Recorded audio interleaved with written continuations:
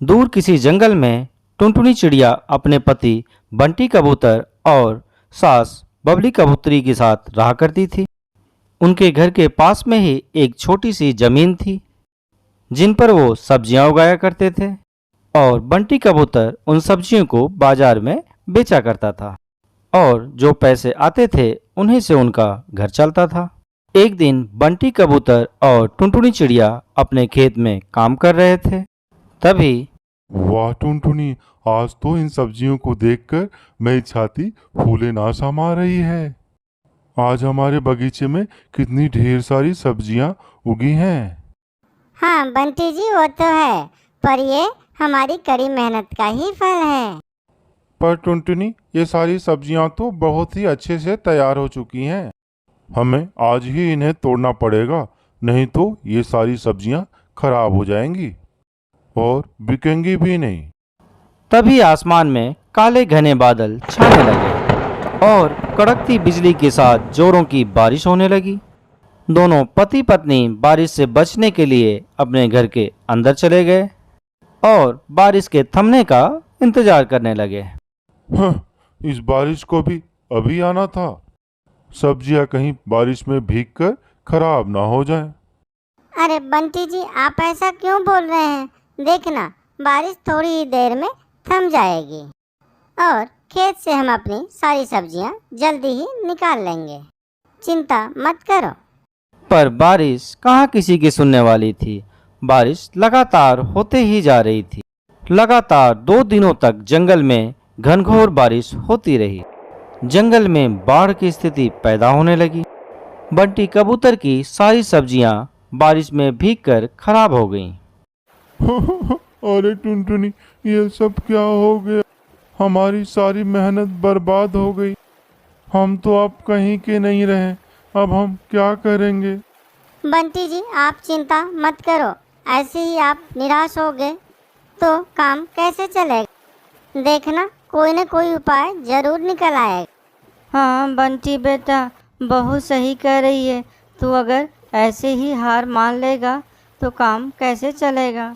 तो क्या करूं माँ? देखो ना, जितनी मेहनत किया था इस बारिश ने सारा मेहनत खराब कर दिया।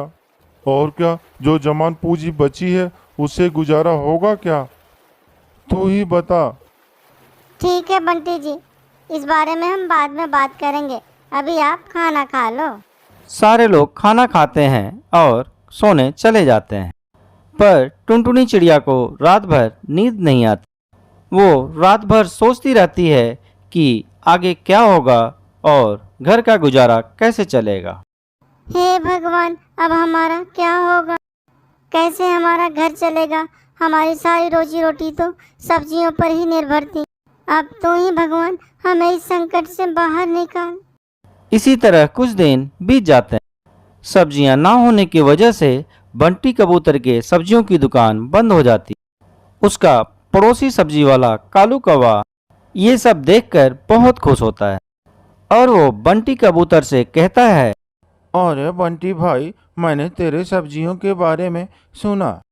सुनकर बहुत दुख हुआ भाई। मैंने तो बारिश होने के पहले ही खेत से अपनी सारी सब्जियां निकाल ली थी। अगर तुम बुरा ना माने तो एक बात कहूँ, तुम मेरी दुकान से कुछ सब्जियां खरीद ले और अपनी दुकान में जाकर बेच। क्या कहता है?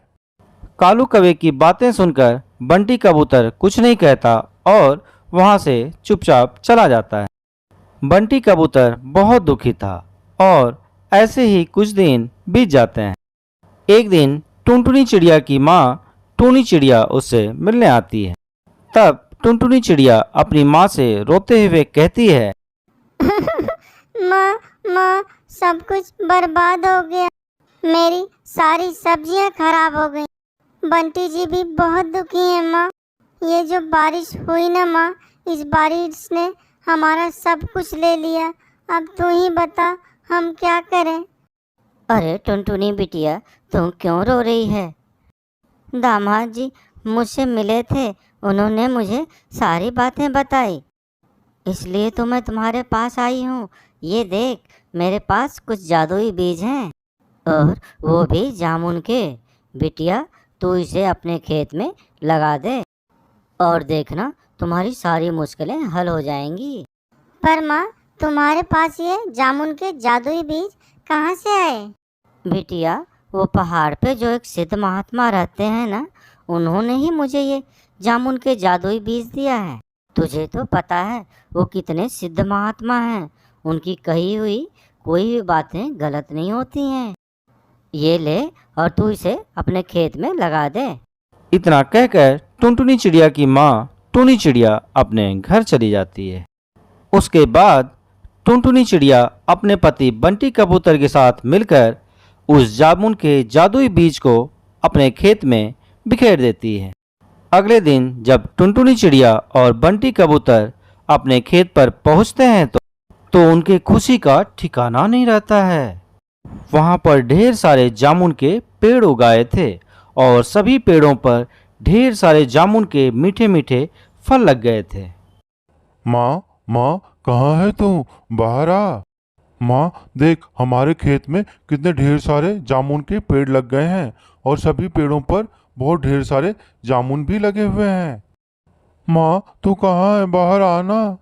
अरे बेटा, इतनी सुबह सुबह भला क्यों चिल्ला रहा है? अरे दैया, इतने ढेर सारे जामुन के फल। हाँ माँ जी, ये सब उस जादुई बीज का कमाल है। अब बंटी जी, चलिए जल्दी से जामुन तोड़ लेते हैं। सभी मिलकर जामुन के एक एक फल को तोड़ने लगते हैं और एक टोकरी में इकट्ठा करते हैं। फिर बंटी कबूतर जामुन से भरी उन टोकरियों को लेकर अपने दुकान पर जाता है। वह अपनी दुकान में सब्जी की बजाय जामुन बेचने लगता है। पुराने ग्राहक फिर से उसके दुकान पर वापस आने लगते हैं। जामुन स्वादिष्ट होने की वजह से उसके सारे जामुन धड़ाधड़ बिकने लगते हैं। अब बंटी कबूतर की कमाई अच्छी हो जाती है और वो अपने परिवार के साथ खुशी खुशी रहने लगता है।